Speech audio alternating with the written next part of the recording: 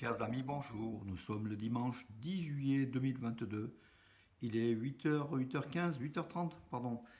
Quelques news de l'Arménie, de l'Artsakh et de la diaspora arménienne. Tout d'abord, un coup de chapeau à TF1. TF1 hier au journal de 13h, donc hier samedi, 9 juillet. Au journal de 13h, TF1 a présenté un reportage de 6 minutes et quelques sur Valence, donc la ville de Valence, au sud de la France où on habite, voilà, dans la Drôme, avec aussi tout ce qu'il y a autour de Valence, des richesses, l'histoire de Valence, le patrimoine de Valence, le passage de Napoléon, Crussol de l'autre côté de Valence, donc le château qui domine, dont on voit depuis Crussol, on voit tout Valence. Également dans cette vallée du Rhône, sur l'autoroute A7, donc en direction du sud, Valence que beaucoup ne connaissent pas. On a aussi rencontré le quartier arménien. Le quartier arménien est dedans, dans le quartier arménien, rue d'Arménie. Les reporters sont venus au restaurant Sevan, tenu par notre ami Edgar, un Arménien d'Arménie mais installé en France depuis un certain temps, vraiment un très bon restaurateur, qui a pris la relève du restaurant Sassoon, qui s'appelle aujourd'hui Sevan et qui propose des spécialités arméniennes, arméno-libanaises plutôt. Voilà, très très bon restaurant. Donc le TF1 a filmé. On était aussi invités autour d'une table arménienne avec des mezzés, tout ce que cet Orient, cette Arménie propose au niveau culinaire. Donc voilà, entre le Liban et l'Arménie. Voilà, nous étions à table et puis on a été filmé par TF1. Hier, c'est passé donc le reportage à une heure de très très grande écoute, puisque c'est le 13h, au journal de 13h, de samedi. J'ai mis la vidéo sur ma page Facebook, vous pouvez la voir. Donc elle a déjà été vue par plus de 5000 personnes, plus de 5000 personnes, et voilà. Et ça continue, parce que c'est vrai que ça met en avant une ville qu'on ne connaît pas, Valence, qui est une ville arménienne aussi, il faut le dire, puisque TF1 aussi a retenu ce caractère arménien de cette ville de Valence, où 10% de la population est d'origine arménienne. La région compte entre 12 000 et 15 000 Arméniens sur les 140 000 habitants du bassin valentinois. Voilà mes amis pour cela. Donc vous pouvez visionner encore aujourd'hui, donc ça dépassera 6 000, 7 000 vues, mais bon, c'est pas le nombre qui compte, c'est la qualité. Un reportage de très très bonne qualité de TF1 qui fait honneur justement au patrimoine français, pardon, on est quand même dromois, à Valence, et puis aux Arméniens aussi, mis en exergue à juste titre.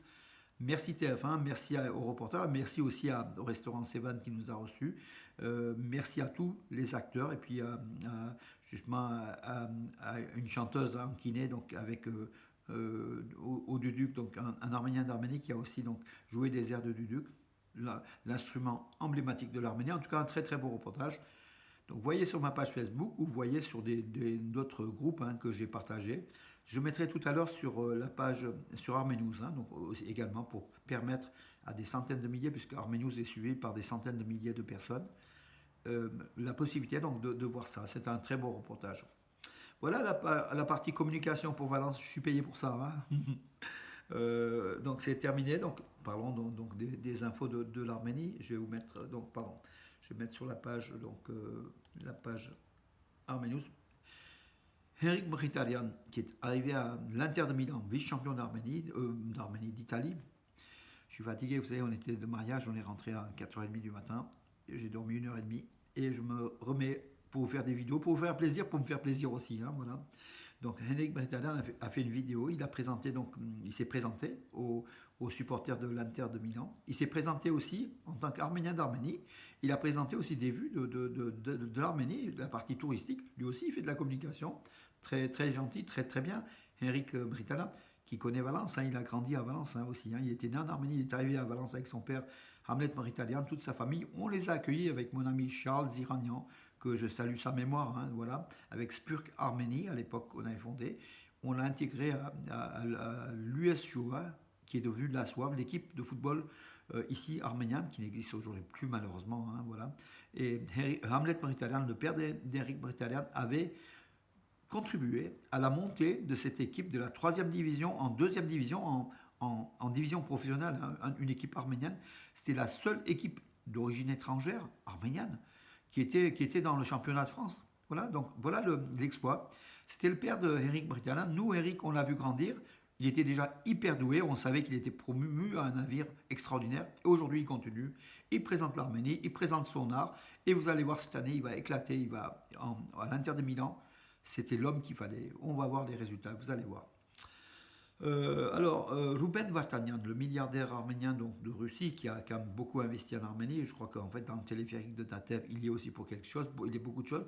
Il est aussi, vous savez, le Aurora, donc en fait, Aurora, du nom d'Aurora Mardikian, donc cette rescapé du génocide, il contribue chaque année à récompenser, à faire des forums, tout, l'humanité tout entière. Hein. Il essaye donc de sortir du cadre arménien et de récompenser des gens méritants, des personnes méritantes qui ont lutté pour l'humain, qui ont sauvé des vies. Voilà, donc Rupen Vartanian.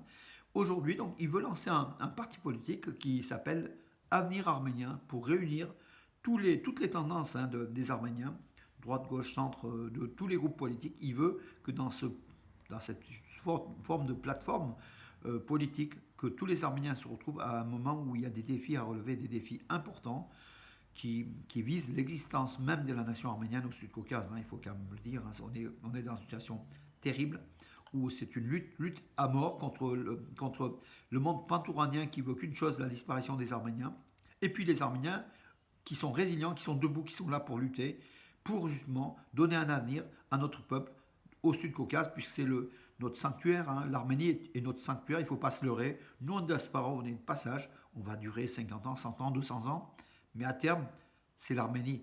La terre d'Arménie est le sanctuaire des Arméniens, le patrimoine génétique est là-bas, et on doit l'aider. C'est pas une obligation, mes amis. Si on est convaincu, on l'aide. Moi, j'en suis convaincu. Il faut aider l'Arménie à se relever, à se mettre debout et à faire face à ses ennemis qui ne veulent qu'une chose, sa disparition. Mais l'Arménie ne disparaîtra pas. Vous savez, tel le phénix, l'Arménie a toujours eu des renaissances. Hein. On a vécu 900 ans sans État, sans royaume. On est toujours là. 1918, il y a eu la première république d'Arménie, et puis après, il y a eu l'Arménie soviétique, et puis après, 91, donc l'Arménie indépendante. Les Arméniens sont là, hein, donc un peuple qui a 5000 à 7000 ans d'histoire, 8000 ans d'histoire. On est là et on sera là au rendez-vous. Il ne tient qu'à vous et à moi, mes amis, donc de soutenir cette Arménie-là.